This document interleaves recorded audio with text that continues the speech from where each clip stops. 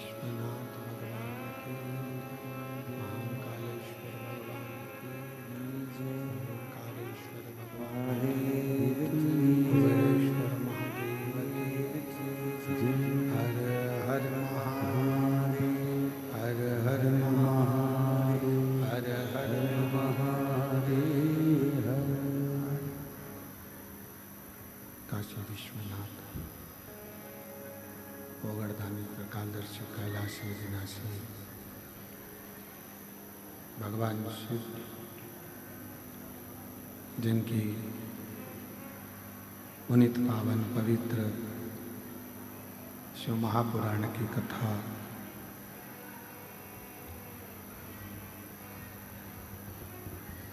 संपूर्ण विश्व के कल्याण हेतु बाबा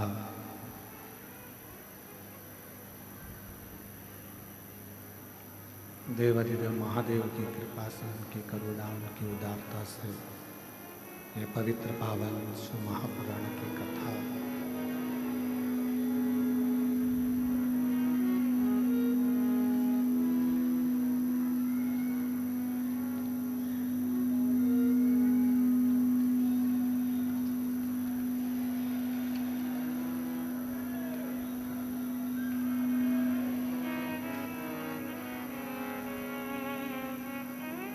श्रवण करने का सौभाग्य बाबा महादेव की कृपा से आप और हम सब प्राप्त हुआ है। कथा के मुख्य यजमान श्रीमती दयावंती जी, श्री कृष्णलाल जी गुप्ता जी, अम्बाला सिटी, स्वर्गीय मथरी भाई, स्वर्गीय श्यामलाल जी गोपावत जी की स्मृति में नाना लाल दुर्गा शंकर रमेश चंद्र सोनू नरेश जी द्वारा खरसान उदयपुर से श्रीमती उर्मिला गनेरीवाला परिवार चेन्नई से स्वर्गीय पति शिवचरण पांडे जी की श्रीमती आशाबाई पांडे जी द्वारा करमेला जबलपुर से स्वर्गीय शिवाजी विट्ठल जी, स्वर्गीय संदीप शिवाजी जाधव जी की स्मृति में श्रीमती मंगल शिवाजी जाधव आर्यन भगवान कदम जी द्वारा गोवा से श्रीमती प्रतिभा जी जायसवाल, ओम प्रकाश जी जायसवाल देवास से स्वर्गीय कृष्णा देवी मंडू सिंह राठौर जी की स्मृति में पूनम जी राजकुमार राठौर जी द्वारा दिल्ली से स्वर्गीय बिमला दीक्षित, स्वर्गीय रामनारायण दीक्षित जी की स्मृति में श्री कृष्ण शोभा दीक्षित जी द्वारा भोपाल से संजय माणिकचंद गौते जी सोलापुर से स्वर्गीय अमरबाई, स्वर्गीय शांताबाई, स्वर्गीय तेजराम जी की स्मृति में अनीता सिंह करण सिंह व्यालसा जी द्वारा भोपाल से श्री अमित मुदगल जी बीटा अम्बाला से। एक बार सभी यजमान परिवार को जोरदार ताली बजाकर उनका स्वागत करना, जिन्होंने इस पवित्र पावन शिव महापुराण की कथा को दिव्यता और भव्यता के साथ में आनंद के साथ श्रवण कराने का सौभाग्य प्राप्त किया है। और तेरी कृपा बिना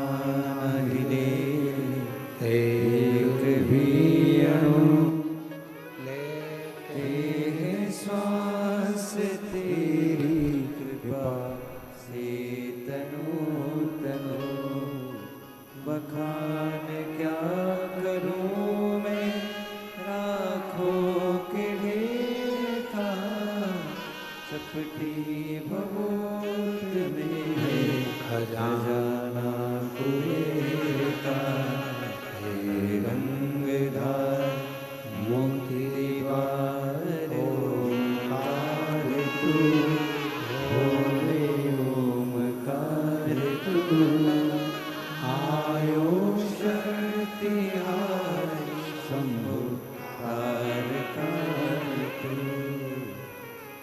शिव कथा कर रही है भगवान शंकर का चरित्र। शिव महापुराण की कथा वर्णन कर रही है। शिव तत्व कह रहा है। गुरु पूर्णिमा का ये पवित्र पावन अवसर और ये पवित्र कुबेरेश्वर बाबा की पवित्र भूमि, जहाँ पर बैठकर आप और हम सभी कुबेरेश्वर बाबा की इस पवित्र धरा पर बैठकर भगवान शंकर की पवित्र कथा का लाभ ले रहे हैं। शिव महापुराण की कथा को श्रवण कर रहे हैं।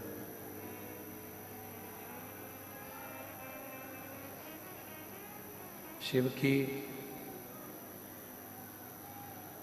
अविरल भक्ति, श्रद्धा और विश्वास। आवाज सेट नहीं है, बिल्कुल भी शून्य है। श्रद्धा और विश्वास का एक संगम शिव महापुराण की कथा है। बाहर की आवाज बढ़ाओ, बाहर की।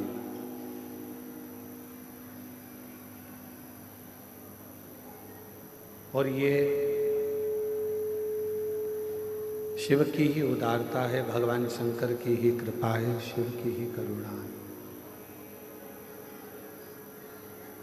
जो ये पवित्र पावन शिव महापुराण की कथा। डीले कम कर दो, क्लियर कर दो और थोड़ा सही करो उसको।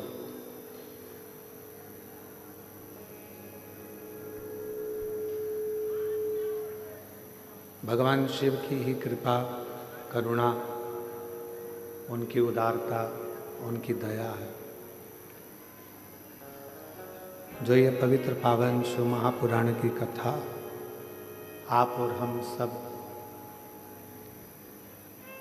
शिव गुरु शिव महापुराण की कथा को श्रवण करने के लिए बैठे।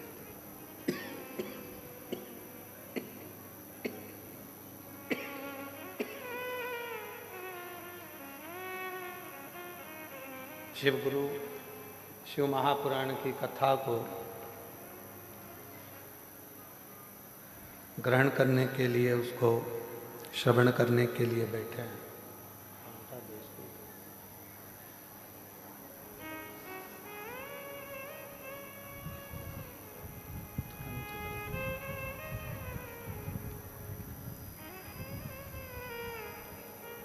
एक अंश मात्र भी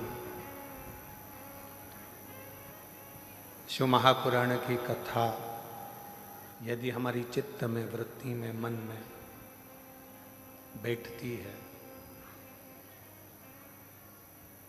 तो स्वयं तुमरुका जी चंचुला देवी से कहते हैं कि इस कथा का जो तत्व है, इस कथा का जो रस तत्व है,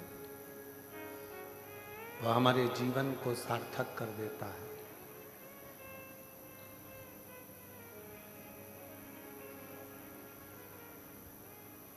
एक स्त्री के लिए, एक नारी के लिए, एक स्त्री के लिए उसका सबसे बड़ा गुरु उसका पति होता है।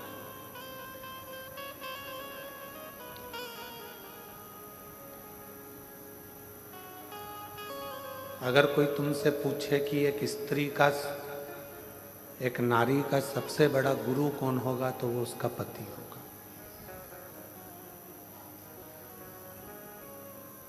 क्यों? क्योंकि वो उसकी रक्षा भी करता है, समय समय पर उसको उपदेश भी देता है, समय समय पर समझाने का कार्य भी करता है।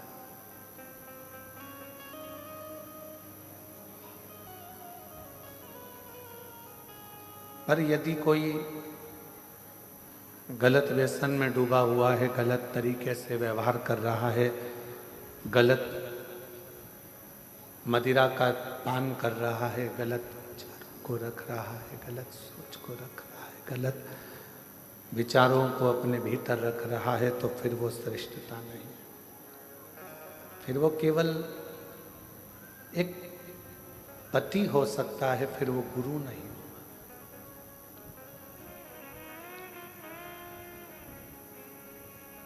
शिव गुरु, शिव महापुराण की कथा कह रही है कि शंकर भगवान मां सती के भी गुरु के पद को लिए। शिव जी ने मां पार्वती जी के भी गुरु पद को लिया है। और जैसे एक गुरु समय समय पर उपदेश भी देता है तो परीक्षा भी लेता है।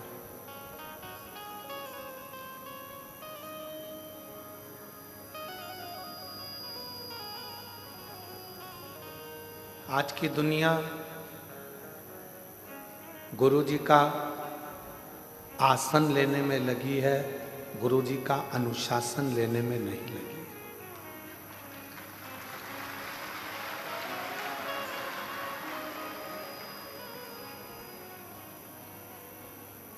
आज के ज़माने में ये सोचा जाता है कि गुरु का आसन कब खाली हो, गुरु जी ऊपर जाएं और हम आसन पर बैठ जाएं।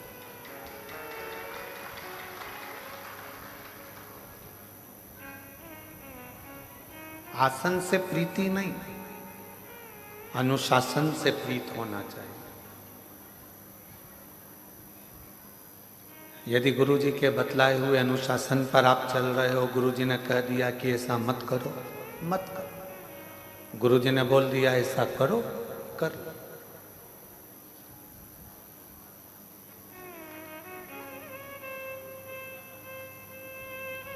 गुरु जी ने मार्ग बता दिया, उस मार्ग पर चल जाओ।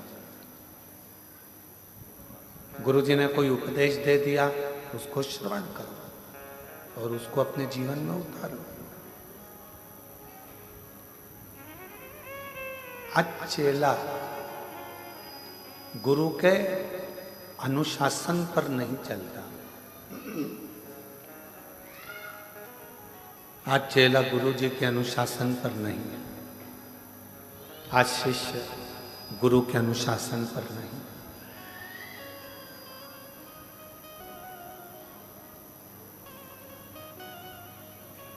आसन जब गुरु चला जाएगा, गुरु जब देह तो त्याग देगा, देह का त्याग कर देगा, तो आसन तो किसी को भी मिल जाएगा। सिंहासन तो किसी को भी, ये चल रहे हैं,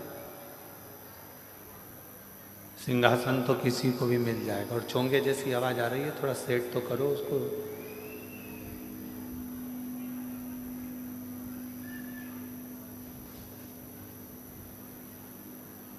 आसन किसी को भी मिल सकता है, किसी को भी प्राप्त हो सकता है, पर गुरु के बतलाए हुए अनुशासन पर, बेस कम करो, गुरु के बतलाए हुए अनुशासन पर जब हम चलते हैं तो ये निश्चित है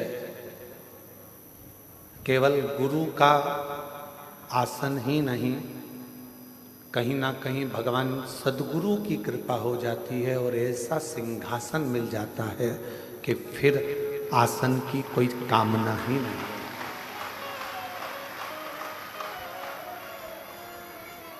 फिर आसन की कोई कामना नहीं।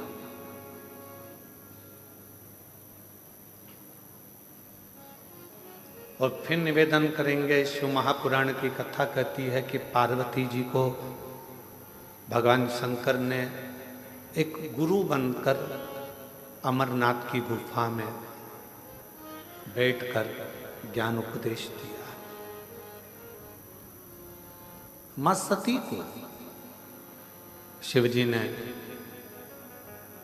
जब कुंभज बाबा के यहाँ से कथा श्रवण कर आ रहे थे, तो कथा सुनकर आते समय बीच में रुककर ज्ञान उपदेश दिया है। एक श्रेष्ठ पति का सबसे बड़ा लक्षण ही यह है कि उसको कभी ना कभी एक समय ऐसा लेना चाहिए जिसमें वो अपना गुरु पद निभा सके।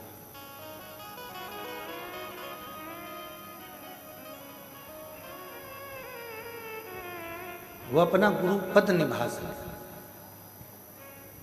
और यहां तक कहेंगे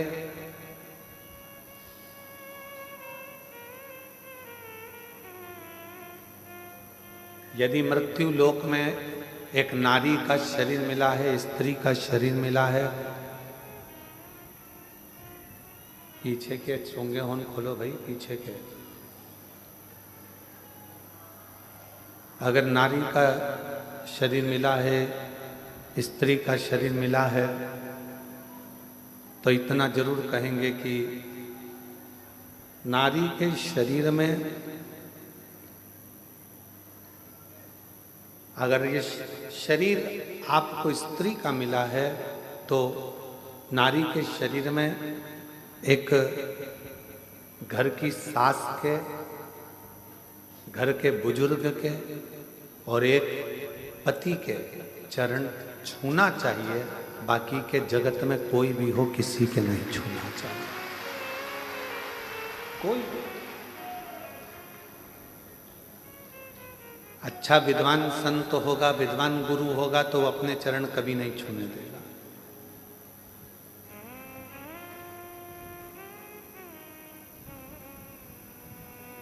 कोई सतगुरु होगा, संत होगा, साल में एक बार कभी गुरु पूर्णिमा महोत्सव आ गया, गुरु पूर्णिमा का उत्सव आ गया, तो चरण भले छूने दे, चरण को स्पर्श करने दे, पर बाकी के समय स्त्री से चरण नहीं छुआ।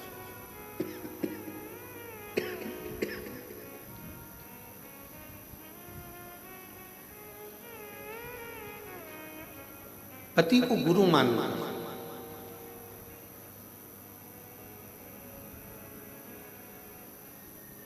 आप उसके चरण का स्पर्श करें। शिव गुरु शिव महापुराण की कथा कहती है।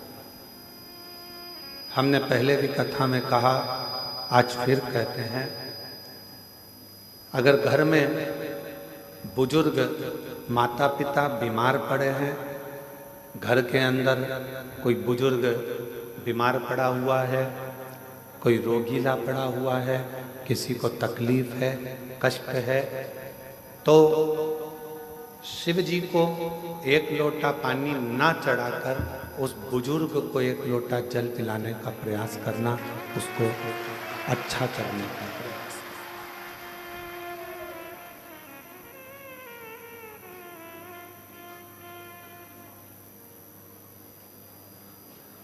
आज के जमाने में सबसे बड़ी परेशानी एक ही है कि लोग जगत के गुरुओं के पास तो जाते हैं, पर घर में बैठे हुए माता पिता रूपी गुरु का सम्मान नहीं कर पाते। और माता गर्भ में भी जो ज्ञान दे, गर्भ से निकलने के बाद भी जो ज्ञान उपदेश दे, उलझनों से निकालते निकालते तुम्हें अपनी मंजिल तक पहुंचा दे, वो जगत की एक माँ होती है। एक माँ, एक पिता उलझनों से निकालता हुआ तुम्हें सतमार्ग पर लेकर चला जाता है।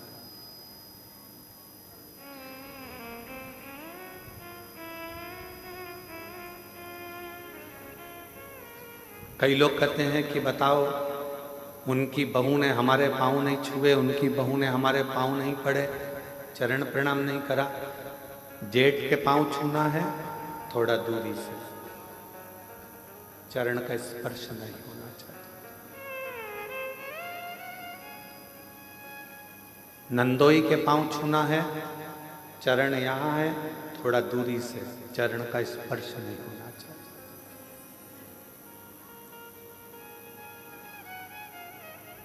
इस कार्य में मैं राजपूतानाओं को, राजपूतों की घर की बहुओं को बहुत बहुत साधुवाद देना चाहूंगा। इस कार्य को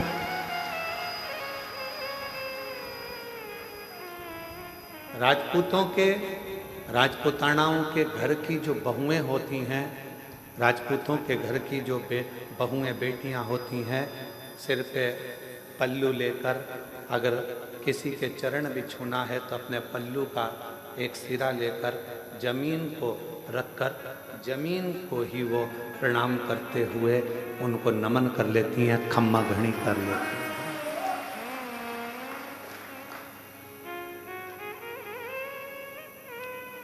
उन्होंने जमीन को हाथ लगाया, खम्मा घड़ी करा, प्रणाम करा, नमन करा।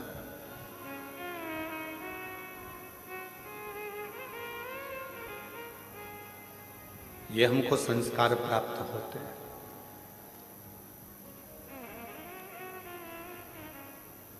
कितना भी विद्वान कोई पुरुष क्यों ना हो, कोई संत, साधु, सन्यासी, तपस्वी, साधक, उपासक, कितना भी विद्वान क्यों ना हो, उसको भी प्रणाम करना है तो थोड़ा दूरी से चरण का स्पर्श नहीं होना चाहिए।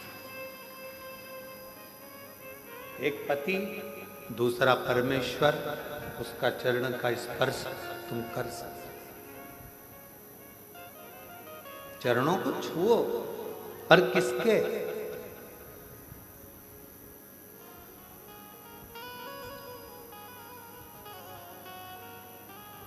एक मेरे देव अधिदेव महादेव के मंदिर में पहुंचो, मेरे शंकर की चौखट पर जाओ, शिव जी के द्वार पर जाओ, तो शंकर भगवान का अगर मौका लगे आप लोगों को, अगर कहीं ऐसा शिव कृपा कर दे और शंकर जी की करुणा से अगर मौका लग जाए तो शिवलिंग का स्पर्श, जलाधारी का स्पर्श, और अगर नहीं मौका मिलता, किसी किसी मंदिर में जल चढ़ाने का भी मौका नहीं मिलता, किसी किसी मंदिर में जल चढ़ाने के लिए भी अंदर नहीं जाने देते, कोई बात नहीं, मन के हृदय में शिव को बिठाओ और भक्ति का जल अपने मन से चढ़ाओ, शिव उसको भी स्वीकार करे।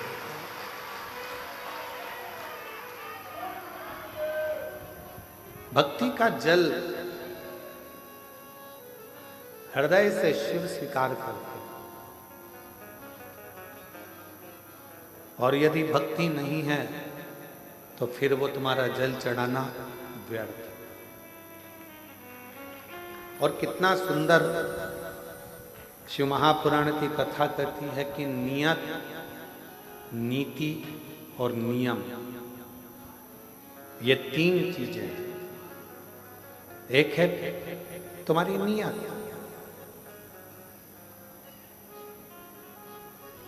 दूसरे नंबर पर है नियम, और तीसरे नंबर पर है नीति।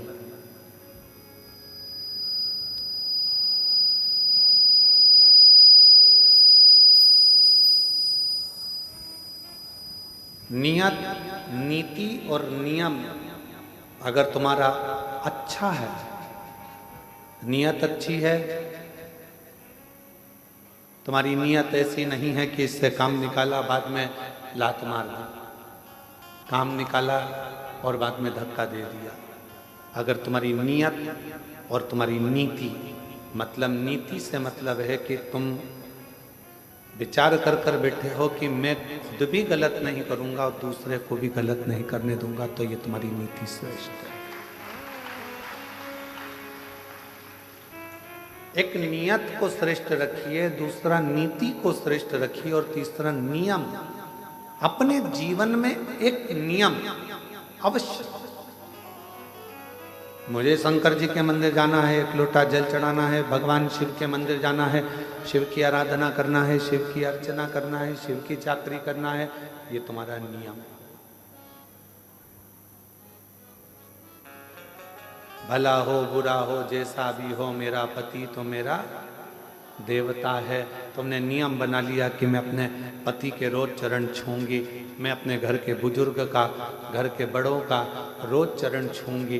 कोई एक नियम, पक्षी को दाना देने से लेकर चींटी को थोड़ा सा अन्न का भाग देना, पक्षी को दाना देना, मछली को दाना देना, गौ माता को रोटी देना, कुत्ता की रोटी निकालना, या अपने दरवाजे पर आए हुए अतिथि का सत्कार करना।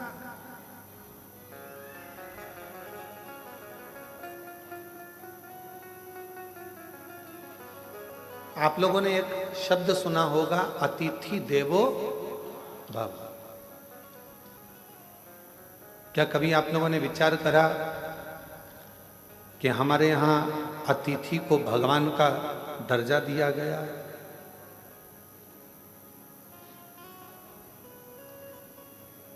क्यों दिया गया? लिंग पुराण की एक कथा आती है और लिंग पुराण की कथा में कहा गया कि अतिथि देवो भव, एक सुदर्शन नाम के मुनि हुए, ग्रस्त थे।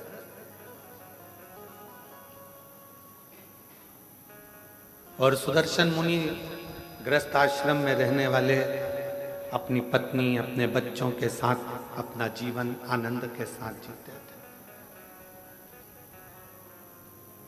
आप जितने बैठे हो, जितने भी यहाँ पर पुरुष बैठे हुए हैं, जितने भी पुरुष टीवी पर कथा सुन रहे हैं, मोबाइल पर सुन रहे हैं, या इस कथा के पंडाल में बैठकर कथा सुन रहे हैं, जितने भी कथा सुन रहे हैं, तुम भी एक मुनि हो।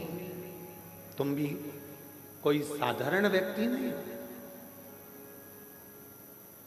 घर में रहने वाला भी एक संत होता है, घर में रहने वाला भी एक मुनि होता है, घर में रहने वाला भी एक ऋषि होता है। इसलिए उसको ग्रस्त मुनि कहा गया है, ग्रस्त ऋषि कहा गया है, ग्रस्त संत।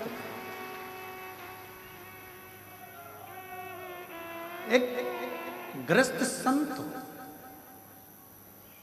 ये जितने पुरुष बैठे हैं अपनी अपनी धर्म पत्नियों के साथ में, या अन्य आए हुए बांधव जितने भी बैठे हुए हैं, जितने पुरुष गण बैठे हैं, आप सब संत हो, ग्रस्त संत,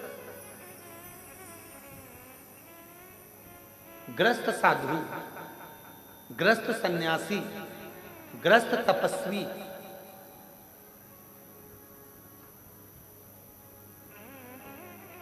बाहर रहने वाला संत जो अपने घर को सब कुछ छोड़ देता है, वो नदी के तट पर, मंदिर में, एकांत में, कहीं वन में जाकर बैठ जाता है। वो एकांत में बैठ गया और वहां बैठकर उसने अपना तप, साधना, भजन, कीर्तन, स्मरण वहां किया। पर घर में रहने वाला एक पुरुष अपने बच्चों का भी पालन कर रहा है, पत्नी का भी पालन कर रहा है, माता पिता का भी थोड़ा ध्यान रखकर उनकी भी औषधि, दवाई, गोली सब करवा रहा है, और साथ में कमाने भी जा रहा है, और आते जाते समय मुख से राम नाम, कृष्ण नाम, शिव नाम, श्री शिवाय नमस्तुभ्यम कह रहा है। समझ लो वो संत ही है, साधु। एक सुदर्शन नाम के मुनि ग्रस्त थे। लिंग पुराण की कथा कहती है कि वो ऐसे मुनि थे, अपने बच्चों के लिए कार्य करते थे, परिवार को संभालते थे, पत्नी के लिए भरण पोषण के लिए कुछ थोड़ा बहुत मेहनत करते थे, और खाने पीने की व्यवस्था कर कर बच्चों की अच्छी परवरिश करना, एजुकेशन कराना, उनका ध्यान रखना, घर में बुजुर्ग हैं उन माता पिता के लिए औषधि की व्यवस्था करना, साथ में भगवान शंकर की भक्ति करना, भगवान शिव का स्मरण करना। अब एक दिन सुदर्शन मुनि की धर्म पत्नी ने सुदर्शन मुनि से कहा,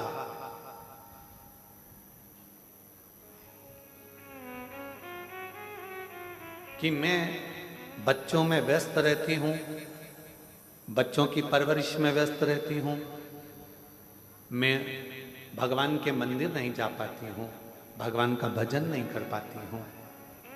कोई सरल सा तरीका बता दो जिससे मुझे शिव मिल जाए, शंकर भगवान का दर्शन हो जाए। इसका कोई सरल तरीका मुझे बताओ। अब तीनों चीजें जुड़ रही है यहां। नियत भी ठीक है सुदर्शन मुनि की पत्नी की, नीति भी ठीक है कि मुझे किसी का बुरा नहीं करना है, मैं सत्मार्ग पर चलूं, और नियम अपने पति से पूछ रही है, कोई ऐसा बता दो कि मुझे मेरे शंकर भगवान का दर्शन हो, ऐसा नियम बता।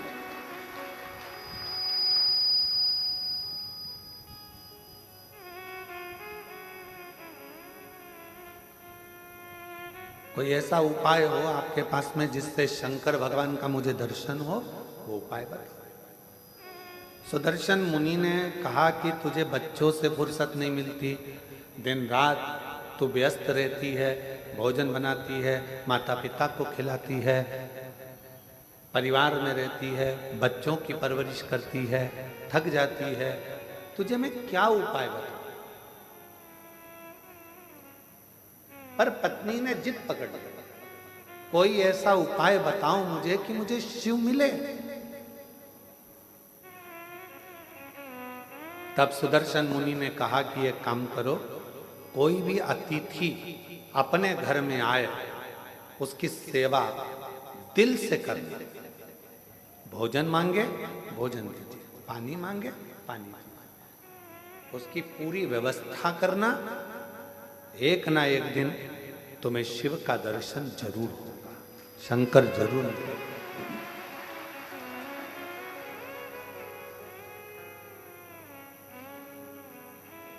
मेरे बच्चे, परिवार, बुजुर्ग, पति, ये सब भी तो घर के अंतर्गत हैं। अब इनके लिए तो कहा, अगर घर में अतिथि आया हुआ है, मेहमान आया हुआ है, अतिथि का यदि तुम सत्कार कर रही हो, सम्मान कर रही हो, तो उसमें सब कुछ समाया, सब कुछ। माता पिता भी उसमें समाहित हैं, बच्चे भी उसमें समाहित हैं, सर्वस्वता उसमें समाहित है। आप सेवा करो, ठीक है। अब सुदर्शन मुनि की पत्नी ने ऐसा नियम बना दिया।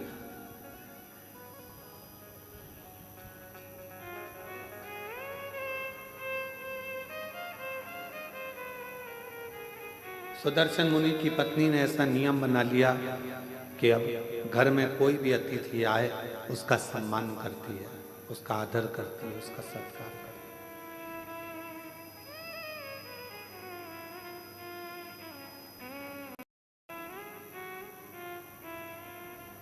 और समय निकलता गया, निकलता गया, निकलता गया।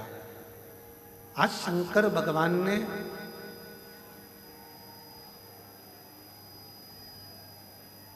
एलईडी बंद है क्या कि आवाज नहीं आ रही है?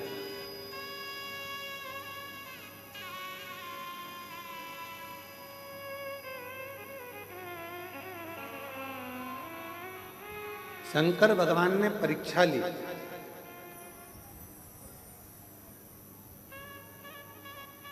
और सुदर्शन मुनि की परीक्षा लेने के लिए शिवजी अपनी धर्म पत्नी को बोल कर गए, पार्वती जी को, कि आज मैं एक गृहस्थ संत की पत्नी की परीक्षा लेने के लिए जा रहा हूं।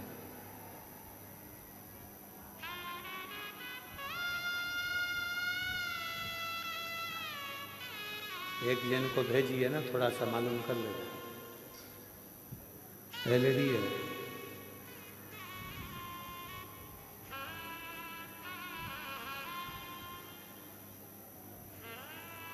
आज मैं जाकर एक गृहस्थ मुनि की, एक गृहस्थ संत की पत्नी की परीक्षा लेकर आ गया। और भगवान शंकर जाने लगे तो पार्वती जी ने उनको रोका। आप जा तो रहे हो,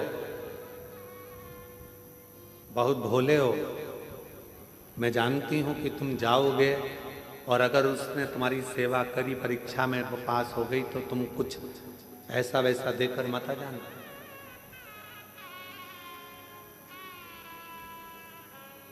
तुम कुछ ऐसा वैसा देकर मत आ जाना। तुम जा तो रहे हो, मना नहीं है, पर थोड़ी सावधानी रखना।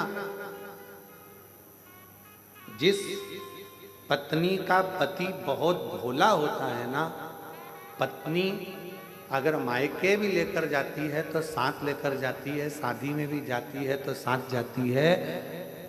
जिस पत्नी का पति बहुत भोला होता है तो पत्नी को उससे भय लगा रहता है कि ये कहीं कुछ बोल ना दे, ये कुछ कहीं दे ना दे, ये कुछ प्रदान ना कर दे, ये कुछ ऐसा ना कर दे। उसके सोचना पड़ता, उसे बहुत सोचना, बहुत।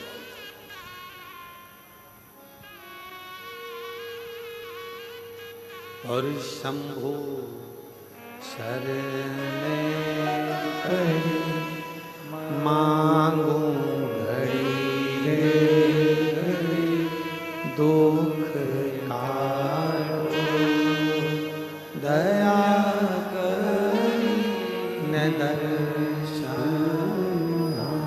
हो शंभु शरणे पड़ी मांगू घड़ी रे घड़ी दुख काटो दया करी दर्शन आपो। अब पार्वती जी को चिंता लगी कि तुम भोले स्वभाव के हो, तुम्हारा नाम ही भोला है, तुम भोले स्वभाव के हो, तुम्हारा नाम ही भोला है। कहीं तुम उनकी परीक्षा में पास होकर कुछ ऐसा वैसा देकर मत आ जाना जैसा तुमने भस्मासुर को दिया था। एक कंगन भस्मासुर ने तुमसे मांग लिया था और तुमने अपने हाथ का कंगन निकाल कर उसको दे दिया था और कहा कि इसको पहन ले, जिस पे हाथ रखेगा वो भस्म हो जाएगा, और वो तुम्हारे ही पीछे पड़ गए। प्रैक्टिकल तुम पर कर रहा था।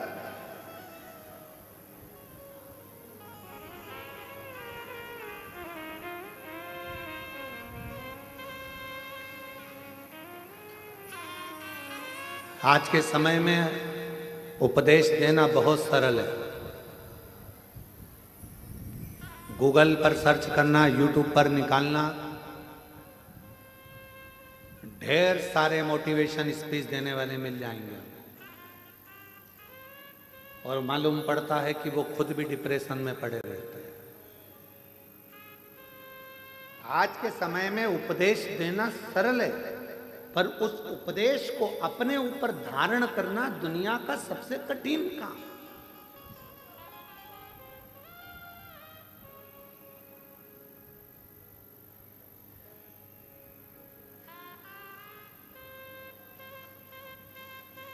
एक तरफ ये कह देना कि मोह में मत पड़ो, माया में मत पड़ो, प्रपंच में मत पड़ो, संसार के बंधनों से दूर रहो। दूसरी तरफ अपने मोबाइल पर देखते रहना कि अपनी कितने फॉलोवर्स जुड़े हैं, अंदाजा लगा कठिन। यदि आप संत हैं, साधु हैं, सन्यासी हैं, तपस्वी हैं, साधक हैं, उपासक हैं, तो फिर आपको विरक्ति का भाव आना चाहिए। आपके अंदर कामक्ति का नहीं, कितना जुड़ा, कितना प्राप्त हुआ, कितना लिया, कितना दिया, कितना करा, उससे मत करो।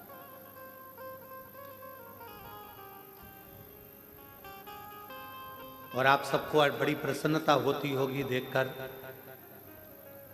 कि कुबरेश्वर धाम पर आने वाले सभी भक्तों ने पहले पूर्व में देखा होगा, छोटी सी जगह थी, छोटी सी जगह से उसको धीरे धीरे बड़ा करते करते करते करते धर्मशाला, हॉस्पिटल, अब धीरे से बच्चों के लिए, उनकी निःशुल्क शिक्षा के लिए, उनकी पढ़ाई के लिए गुरुकुल की तैयारी भी चालू हो गई है।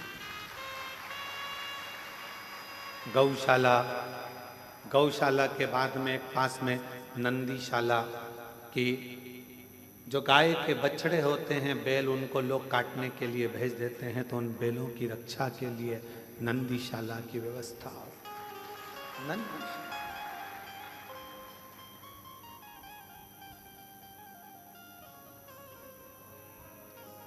एक हॉस्पिटल की रचना शायद 15-20 दिन के अंदर उसकी भी शुरुआत आप लोग एलईडीओं के माध्यम से, आस्था चैनल के माध्यम से देख रहे होंगे। जो यात्री आते हैं उनको कोई तकलीफ ना हो, उनको कोई कष्ट ना हो, उनका निःशुल्क सारा इलाज हो सके, उनके लिए हॉस्पिटल की रचना करिए।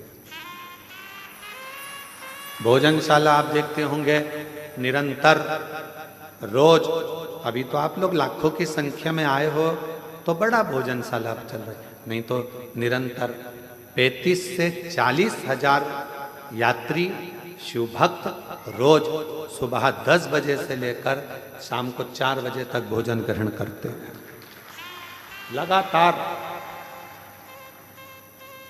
फिर शाम को बाबा की आरती होकर खिचड़ी प्रसाद ग्रहण करते हैं। अभी यह कथा बाबा के इस पावन ग्राउंड में हो रही है, प्रांगण में हो रही है। यह पूरा प्रांगण तो आप लोगों की पार्किंग आदि की व्यवस्था के लिए है। इसी के ठीक पीछे जहाँ कथा होती थी वहाँ बहुत बड़ा एक इस टेंट का नहीं, बड़ा लोहे का एक शेड बन रहा है जिसमें लाखों भक्त एक साथ बैठकर आराम से कथा सुन। आप लोगों को पानी ना लगे, गर्मी ना लगे, उसकी व्यवस्था करते हुए 6 से 7 महीने में वो तैयार हो जाए।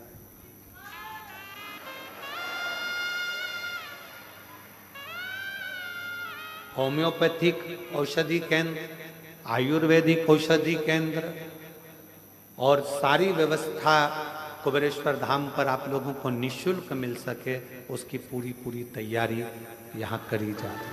पूर्ण व्यवस्था। लड़की की शादी हो, सूचना दो सीहोर, हमारी बेटी की शादी करना है, 25 लोग लड़के वाले 25 लोग लड़की वाले आए। समिति की तरफ से उसके कन्यादान की व्यवस्था, उसके भोजन की व्यवस्था, उनके विवाह की व्यवस्था, उनके स्टेज प्रोग्राम की व्यवस्था, वरमाला की व्यवस्था, सब समिति कर आपको विदा करे। ये व्यवस्था वो भी निःशुल्क। 365 दिन का 365 दिन विवाह, 365 दिन का 365 दिन चिकित्सा, 365 दिन का 365 दिन शिक्षा, 365 दिन से 365 दिन भोजन व्यवस्था और 365 दिन से 365 दिन आपकी सुविधा के लिए निःशुल्क सब व्यवस्था कुबेरेश्वर बाबा के धाम पर होती रहे। ये मूल है। आपको प्रसन्नता हो कि आपका दिया हुआ दान 365 दिन गौ माता की व्यवस्था, 365 दिन नंदी बाबा की व्यवस्था। तुम्हें प्रसन्नता होना चाहिए कि तुम्हारा जो दिया गया दान है वो कहाँ लग रहा है, किस जगह पर लग रहा है, किस स्थान पर लग रहा है।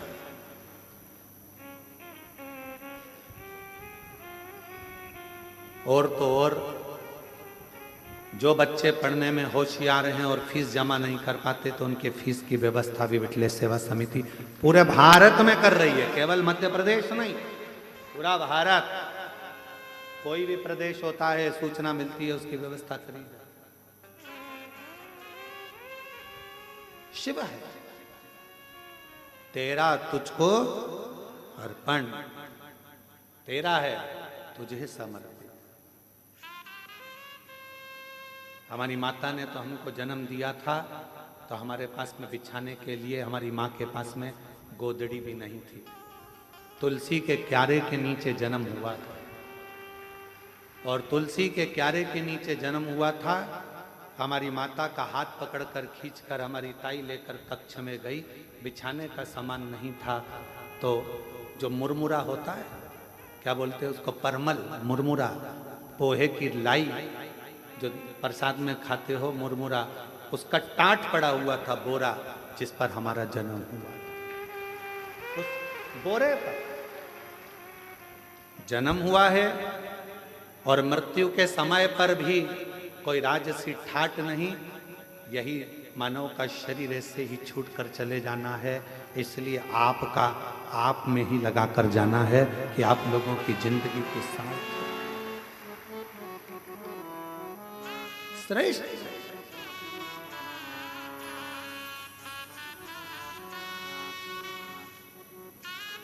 चलाने को विठले सेवा समिति तो रेलवे स्टेशन से कुबेरेश्वर धाम तक बसें भी निःशुल्क चला देते, पर गरीब ऑटो वालों का पेट कैसे भराएगा, उनका भोजन कैसे रह पाएगा, उसका ध्यान, उनका भरण पोषण कैसे हो। स्टेशन पर ट्रेन आए, जब यहाँ से गाड़ियाँ भेज दी जाए, बसें भेज दिया जाए, चालू हो जाए, परंतु उनका पेट कैसे भरा, 2 रोटी उनको भी मिले। उसका स्मरण रखा।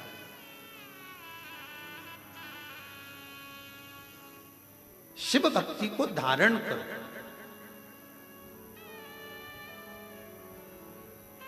नियत अच्छी रखना, नीति अच्छी रखना और नियम अच्छे रखना। फिर दुनिया चाहे गाली दे, अपशब्द कहे, ताना दे, आड़ा टेढ़ा बोले, उससे मतलब। आपकी नीति ठीक है ना, आपका नियत ठीक है ना, आपका नियम ठीक है ना, फिर नहीं सोचो, फिर बिल्कुल विचार नहीं करना अपने।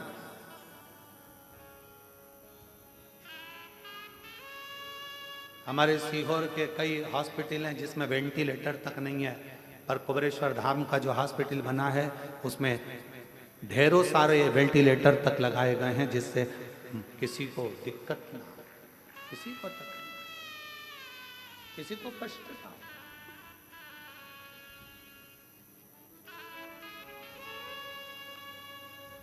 शिव शिव है, ओगड़दानी ओगड़दानी शंभु है, शंकर।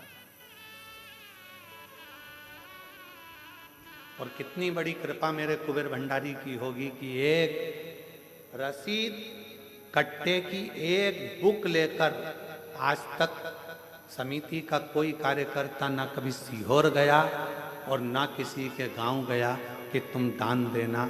समिति के कार्यकर्ता केवल कुबेरेश्वर धाम पर आने वालों को और शिव पुराण में आने वाले भक्तों के लिए छूट रहती है। जिसका मन हो दे, ना मन हो कोई बात नहीं, भजन करो, स्मरण करो।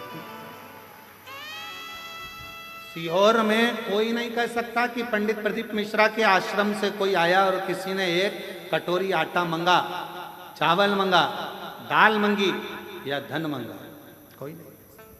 हम तो बाबा के भरोसे चलते हैं।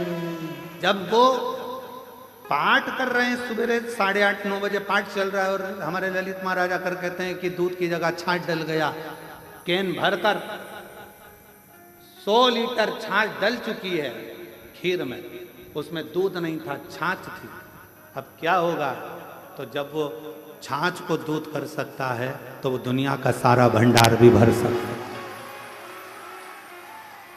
ये हम उसके आश्रित होकर चलते हैं। कल का जब प्रसंग देखा, वहां जाकर जब केवल बाबा का भाव देखा तो आंख से जल बह रहा था कि तू कितनी करुणा करता है, कितनी कृपा करता। कब तू दूध का छाछ कर देता है, छाछ का दूध कर देता है, पता ही नहीं पड़ता। ये तेरी कृपा। नहीं तो 2 दिन पहले छाछ तो आज की कड़ी के लिए आई थी, आज जो कड़ी बनना थी छाछ उसके लिए थी, और मालूम पड़ा वो खीर में पड़ गई। और तेरी कृपा का क्या है भरोसा, कब किस पर हो जाए, जरा सी हम पर कर दो, जरा सी हम पर कर दो। जिस पर भी हो गई तेरी करुणा कृपा, हो भव पार हुआ, भव पार हुआ। पापी हो चाहे जितना, उसका भी बाबा उद्धार हुआ, उद्धार हुआ। गिद्ध अजामिल गणिका जैसे तेरे मन को भा, जरा सी हम पर कर दो, जरा सी हम पर कर दो। तेरी कृपा का क्या है भरोसा, कब किस पर हो जाए, जरा सी हम पर कर दो, हो जरा सी हम पर कर दो। अपनी नीति सही रखना, अपनी नियत सही रखना और अपना नियम सही रखना। फिर दुनिया कुछ भी कहे, आग लगे बस्ती में, अपन रहो मस्ती में। अगर नीति सही है, नियम सही है और नियत सही है तो परमात्मा भी साथ देता है, फिर परमात्मा भी साथ देता है।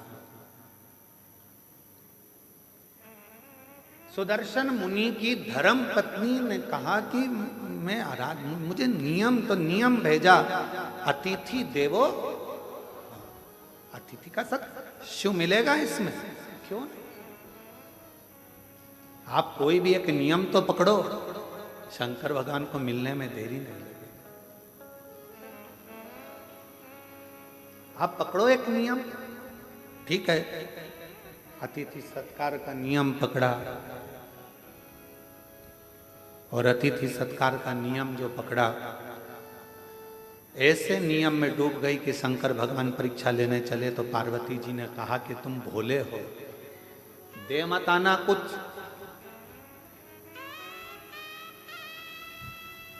और भोला जो होता है ना, उसके साथ भोलेनाथ हर पल होता है, हर पल। कुछ दे मत आना, ठीक है, अब मुझे जाने तो दे। पत्नी ने, माता पार्वती ने प्रसन्न चित्त से अपने पति को भेजा। एक दरिद्र का वेश बनाकर, बड़ा तन पर कपड़े फटे हैं, भिक्षुक का वेश बनाकर आवाज लगाई सुदर्शन मुनि के दरवाजे पर, माता भिक्षाम दे, भूख लगी है, कुछ भाग मिले मुझे तो अच्छा है। सुदर्शन मुनि की पत्नी ने दरवाजा खोला। बाबा क्या बात है, भूख लग रही है? बाबा अभी तो मैंने भोजन नहीं बनाया, पर अगर आप थोड़ी देर बैठोगे ना बाबा तो मैं भोजन बना दूंगी। बाबा कहते हैं मैं बैठता हूं, तुम बनाओ। बाहर बैठने लगे बाबा। अंदर सुदर्शन मुनि की पत्नी ने उनको अंदर आसन लगाकर बिठा दिया, द्वार बंद करा, अंदर अतिथि भोजन बना रही है, गुनगुना रही है भगवान के नाम। क्या देखा? भोजन बनकर तैयार हुआ, इसमें एक रोटी बनकर अलग रखा दी गई है। किसकी रोटी है? गाय। रोटी अलग रखा। खूब हंसे भोलेनाथ, खूब डट के हंसे। गुस्सा आया थोड़ा सा सुदर्शन मुनि की पत्नी को कि हमारे घर भोजन करने आए और तुम हंस रहे, क्यों? सुदर्शन मुनि के दरवाजे पर बैठे हुए अतिथि के रूप में भोलेनाथ ने कहा कि धन्य है देवी, आप धन्य हैं। माँ, आपने जो रोटी मेरे लिए बनाई उसकी साइज इतनी बड़ी है, और जो गाय के लिए रोटी बनाई वो इतनी सी।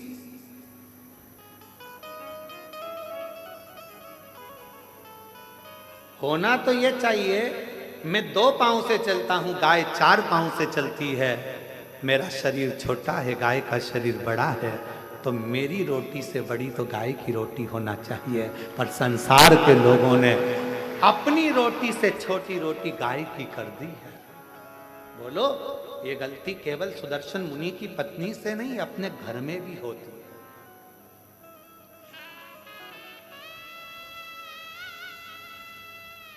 छोटी सी रोटी बना के डाल दी, गाय की है। अरे गाय की है तो जितनी बड़ी रोटी पति खाता है उससे दुगनी बड़ी तो गाय की होना चाहिए। जितनी पतली रोटी तुम पति के लिए बनाती है उससे दुगनी मोटी रोटी गाय की होना चाहिए, क्योंकि उसका शरीर बड़ा है, दिन भर चलती है, दिन भर फिरती है। सुदर्शन मुनि के दरवाजे पर मेरे विश्वनाथ, मेरे शंभु भिक्षुक का रूप रखकर खूब ठाका लगाकर हंस दिए। पत्नी ने पूछा कि तुम मेरे घर भोजन करने आए और मुझे देखकर हंस रहा? शिव जी ने कहा कि ये रोटी तो बहुत छोटी है गाय की, रोटी तो बड़ी करो। पत्नी सुन रही थी सुदर्शन मुनि की। बाबा की बात सुनकर उसकी आंखों से जल भर गया। आज तक मैंने केवल कपट ही करा, बच्चों को ज्यादा खिलाया, पति को ज्यादा खिलाया, और गौ माता को केवल 1 रोटी, और वो भी छोटी सी। मतलब मेरी कपट की जिंदगी चल रही थी। आज से हे अतिथि, तुम मेरे दरवाजे पर गुरु बनकर आए हो और तुमने मुझे उपदेश दिया है, उपदेश दिया है। आज से मैं कभी कपट नहीं करूंगी। जैसा मेरा पति पावे वैसा अतिथि पावे, जैसे बच्चे पावे वैसे परमात्मा पावे, जैसे मेरे घर के पावे वैसे गौ माता पावे। एक उपदेश मेरे शंकर भगवान ने दिया। इसलिए प्रथम गुरु है शिव, आदि गुरु है शिव, आदि योगी है शिव। उपदेश दिया। अब दूसरा उपदेश का समय था। भोजन की थाली लगकर तैयार हुई अतिथि के लिए। इतनी देर में दरवाजे पर पति आ गया। दरवाजा की कुंडी बजाई। सुदर्शन मुनि, द्वार खोलो, दरवाजा खोलो। पत्नी अंदर से आवाज लगा दी, कौन है? पति चिल्ला कर बोला, क्या तुझे मेरी आवाज सुनाई नहीं देती? मैं तेरा पति, तेरा भरतार, और तू दरवाजा नहीं खोलती? पत्नी आवाज लगाकर कहती है, आपने कहा था अतिथि देवो भव। अभी मैं अतिथि को भोजन करा रही हूं। पागल हो गई है, मूर्ख हो गई है।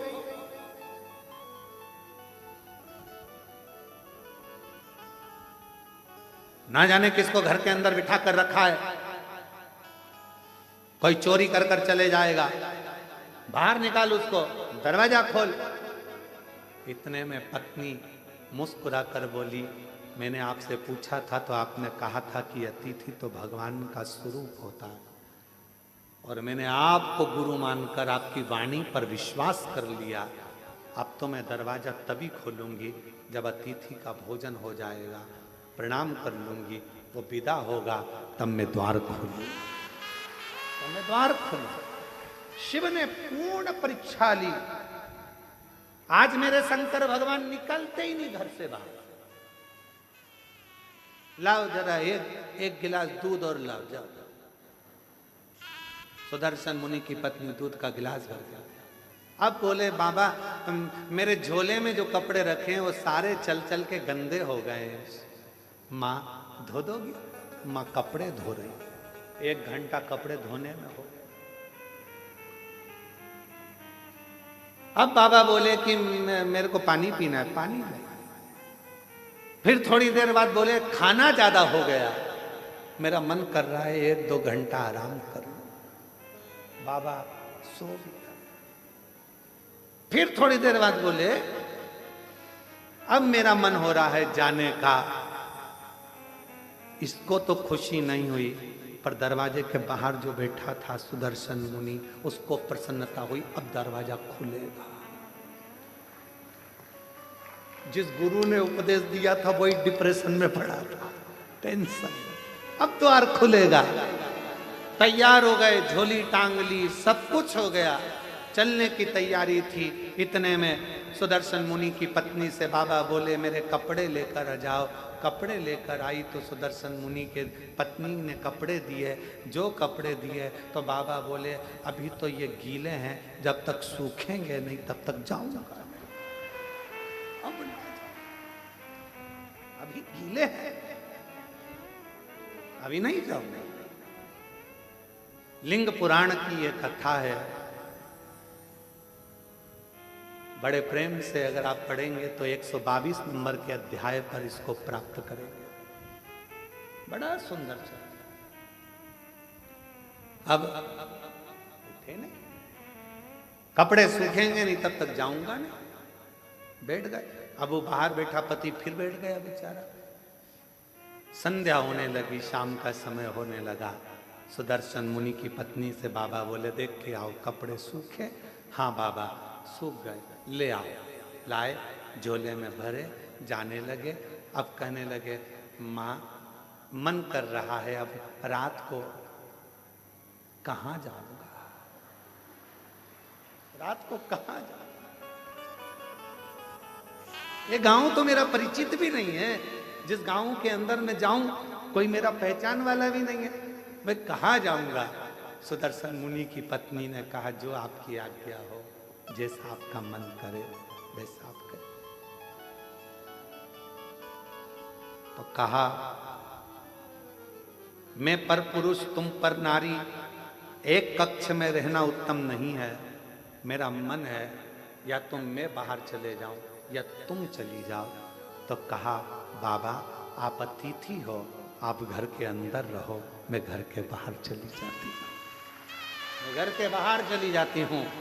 सुदर्शन मुनि की पत्नी घर के बाहर चली गई। सुदर्शन मुनि अपनी पत्नी से कहे, तूने द्वार नहीं खोला। खोला तो था अभी हाल, तो वो अतिथि कहाँ है? का वो तो अंदर है, तू बाहर।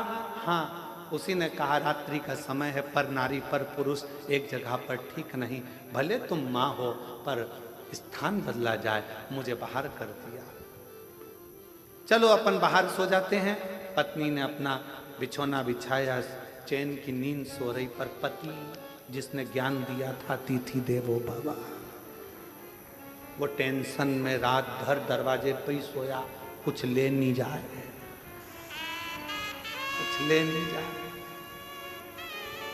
उपदेश देना सरल है, ज्ञान देना सरल है, ये कहना सरल है, मोह मत रखो, माया मत रखो, ये मत करो, वो मत करो, वो मत करो। ज्ञान उपदेश देने वाले ढेर सारे मिलेंगे। 24 घंटे मोबाइल पर देखो, कोई ना कोई उपदेश देता हुआ मिल जाएगा।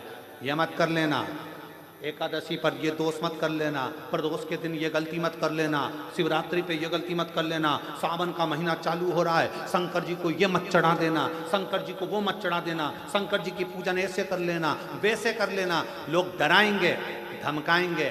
सावन भी तुम्हारा है, शिव भी तुम्हारा है, तुम्हारे दिल में आए वैसी पूजन करना छूट है।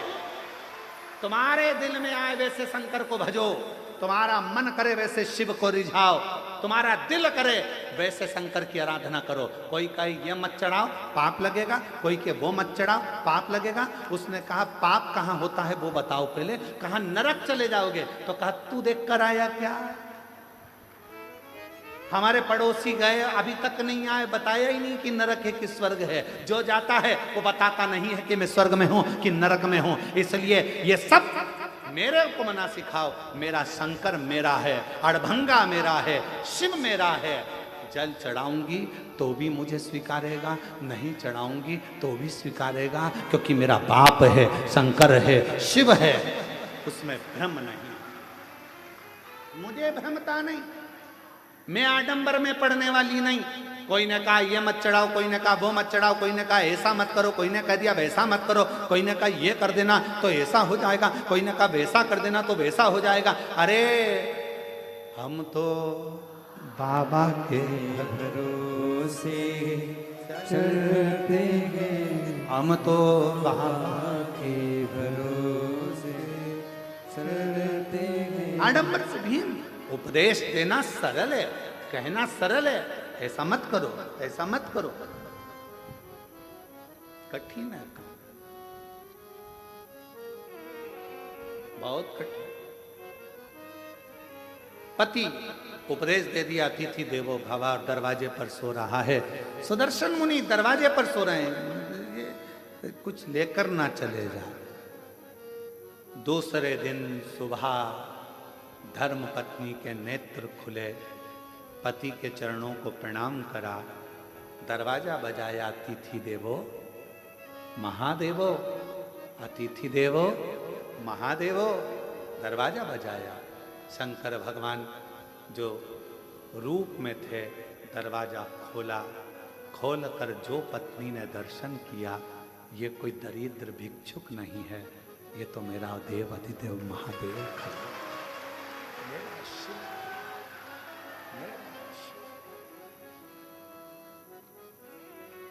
क्या देखा? अंदर झांक कर पत्नी ने देखा, पूरा दरवाजा सोने से लदा हुआ था। जिस कक्ष में रात्रि में शिव रुके थे, वो पूरा कक्ष हीरे और पन्नों से भरा हुआ था, अंबारियों से लदा पड़ा। पति को जगाने के लिए पत्नी गई, इतनी देर में मेरा देव अधिदेव महादेव चला गया, शंकर गया।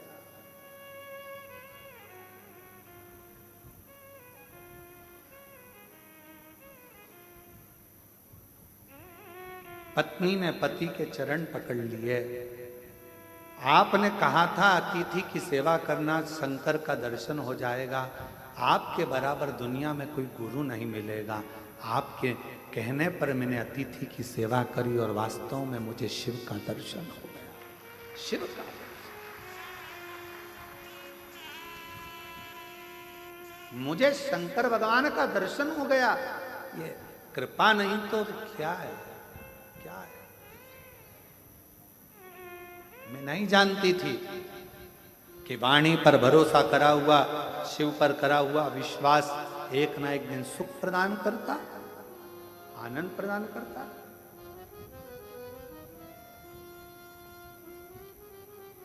और देख लिया संसार हमने, देख लिया सब मतलब के यार हमने देख लिया।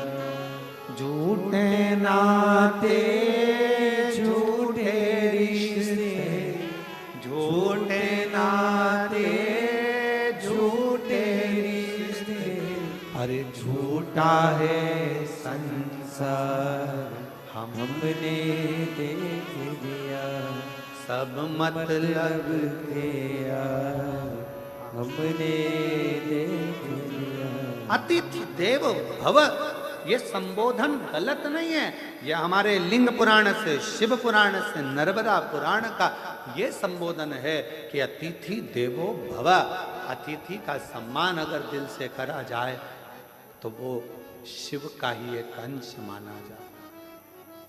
यहाँ पर काशी वाले चतुर्वेदी जी आज आए हैं।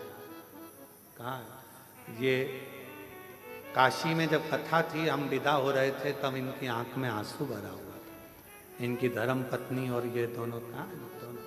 दोनों की आंख में आंसू था। और हमने पूछा, हम जा रहे हैं इसलिए रो रहे हो क्या? तो कहा नहीं, हम इसलिए नहीं रो रहे। तो हमने पूछा फिर रो क्यों रहे हो? कहा इतने सारे शिव भक्त काशी में आए, हो सकता है उनके भोजन की व्यवस्था में कुछ कमी रह गई हो तो आंख में आंसू भर रहा हो सकता। साधु का दोनों हो सकता है उनके सेवा में कोई कमी रह गई।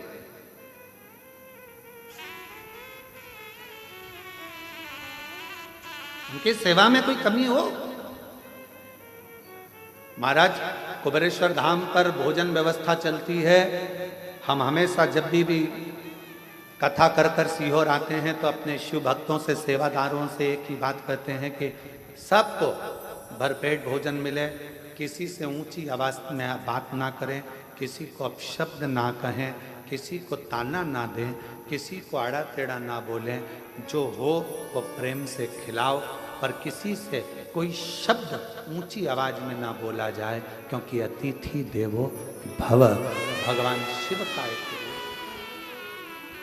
बुजुर्ग है, बूढ़ा है, जवान है, बच्चे हैं, बीमार है, अच्छा है, जैसा भी है, मेरे बाबा का बेटा बेटी इस धाम में आता है, उसका सत्कार पूरा करो, उसका सत्कार पूरा करो, उसको कोई कमी नहीं रहना चाहिए।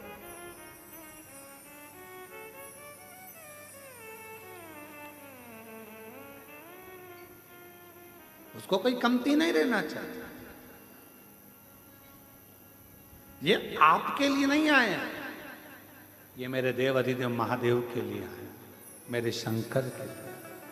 और जिसके लिए आए हैं उनके प्रति तुम्हारा कर्तव्य बनता है कि आप उनको भरपेट भोजन करें। और आपका भी कर्तव्य है, जितने शिव भक्त कुबेरेश्वर धाम पर आते हैं उनसे भी हमारा निवेदन है कि आपका भी एक कर्तव्य है, एक गंदगी मत होने देना। दूसरा, यहाँ आने के बाद में ऊंची आवाज में बात ना करते हुए प्रेम से बोलने का प्रयास करना। तीसरा, भोजन करो तो झूठा मत छोड़ना। चौथा, अपनी थाली अपनी प्लेट स्वयं मांजो, साफ करो और बाबा के भरोसे शिव नाम का जाप करो। यह अपना करो।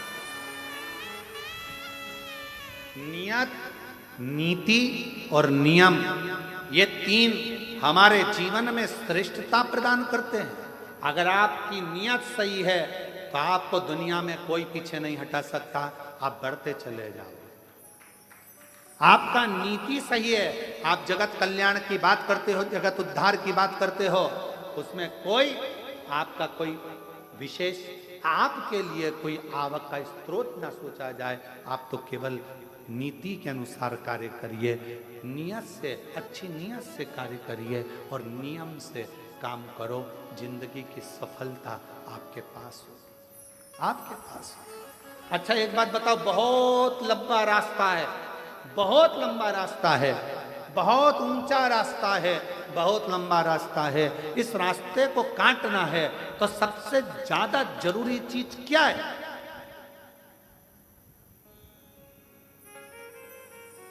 सबसे ज्यादा जरूरी चीज क्या है? रास्ते को काटना है। रास्ता लंबा है, मंजिल दूर है, ऊंचाइयां बहुत है, तो इस रास्ते को काटने के लिए सबसे जरूरी चीज क्या है?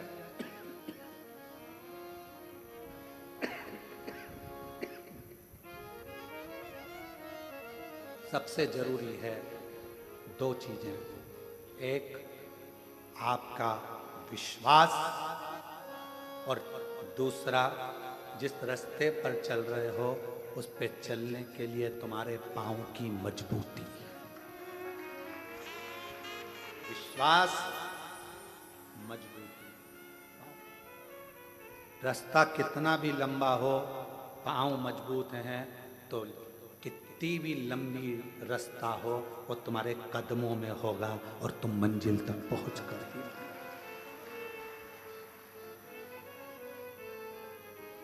कितना भी लंबा रास्ता, कितनी भी लंबी मंजिल बहुत दूर क्यों ना है, मंजिल रास्ता कदमों में होता है अगर विश्वास प्रबल होता है, भरोसा प्रबल होता है। मेरे भगवान शंकर माता सती के भी गुरु हैं और मेरे भगवान शंकर माता पार्वती के भी गुरु हैं। अब गुरु का एक बहुत बड़ा फर्ज है।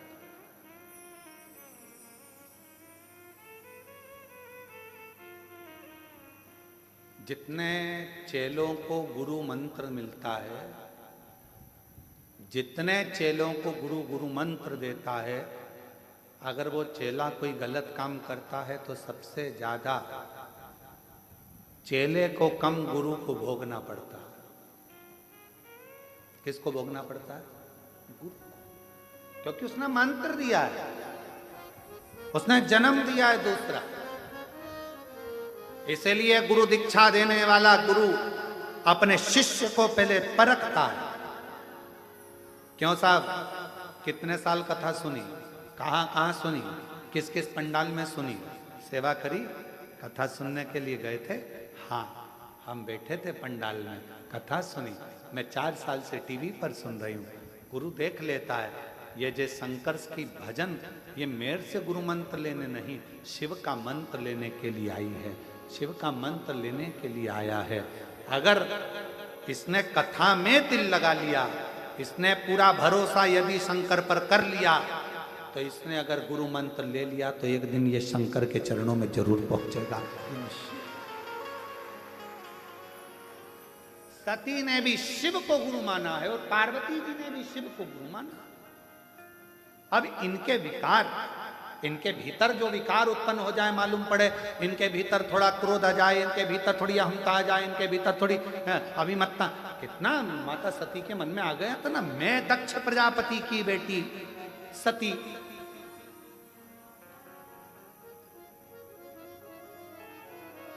और मुझे कुंभज ऋषि के आश्रम में कथा सुनाने लेकर जा रहे।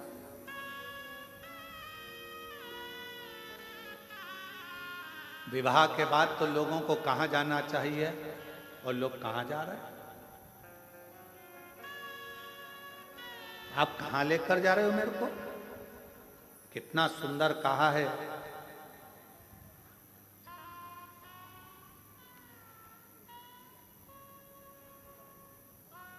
विवाह करने के बाद भी अगर तुम्हारी बुद्धि में ये बैठ जाए कि हमें गुरु के दरवाजे जाना है, कुबेरेश्वर धाम जाना है, भगवान के मंदिर जाना है, उसके बाद फिर कहीं जाने की सोचेंगे तो समझ लेना कि तुम्हारे बहू और बेटा दोनों सार्थक हैं। साधु का एक स्वभाव सार्थकता है, साधुता है।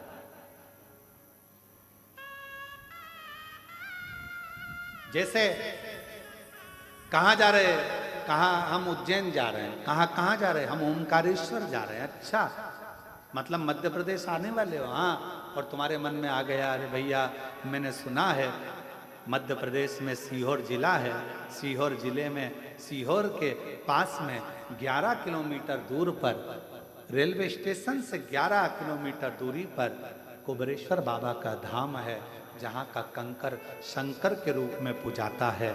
मेरा मन है मैं थोड़ी देर वहां भी दर्शन कर कर जाऊं। ये तुम्हारे भीतर की एक आनंद का,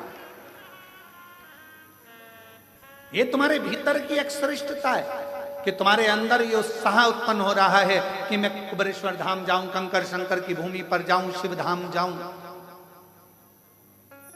और यहां मिलना कुछ नहीं।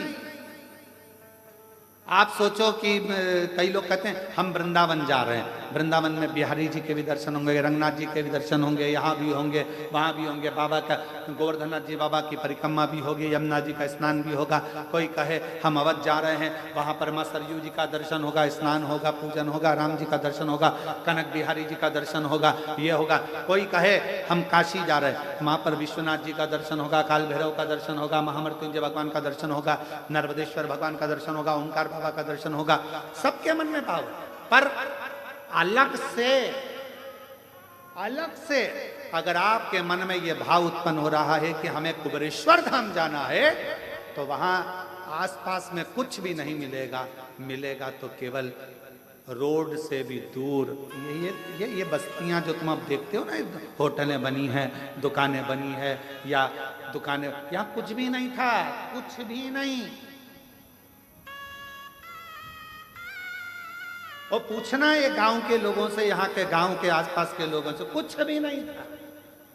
मां रोड से यहाँ गौशाला तक आने के लिए लोगों को किसी का इंतजार करना पड़ता था कि कोई आएगा तो उसकी गाड़ी के पीछे गाड़ी ले लेंगे, या फिर कोई आएगा तो उसके साथ में बात करते करते चले जाएंगे। इतना लोगों के अंदर भय रहता है। जंगल, खेत, खलियान पूरा खाली, केवल एक जिस स्थान पर बड़ा शिवलिंग बना हुआ है, वहीं पर एक छोटा सा बाबा का स्थान, और बाबा की अविरल भक्ति, कुछ भी, कुछ भी। जिस नाव वाली बिल्डिंग में राम जी बैठे हुए हैं, उसी के नीचे छोटा सा टीन का एक छपरा, जिसमें हम, आप पूछना गांव के लोगों से, वहीं पर पूड़ी बनाते, वहीं पर रोटी बनाते। कोई गांव का व्यक्ति या कोई व्यक्ति वहां से भूखा प्यासा निकलता तो उसको मालूम पड़ता कि यहाँ कुछ मिल जाएगा, बैठता, उसको रोटी बनाकर, टिक्कड़ बनाकर अपना शिव नाम जपना, गायत्री का अनुष्ठान करना, श्री शिवाय नमस्तुभ्यम जपना, और उसको खिला देना, पवा देना, और उसका चलेगा। क्या था? कुछ नहीं। आज पूरा शहर बस गया, पूरा शहर। क्या था? केवल शिव, केवल शंकर। छोटा सा शिव जी का स्थान, उसके सिवाय कुछ नहीं, बस कंकर शंकर, उसका भजन, उसकी भक्ति और उसका नाम।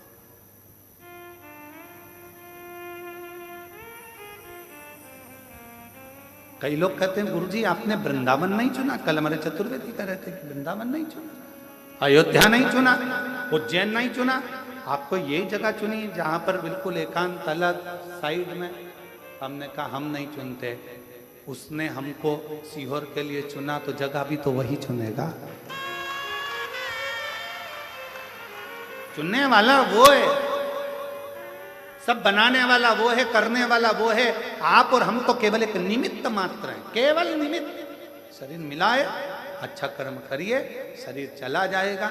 लोग याद करें ना करें, पर इतना तो करेंगे कि कुबेरेश्वर धाम में आकर एक लोटा जल चढ़ाकर भगवान की अविरल भक्ति को धारण करें। उससे ज्यादा कुछ।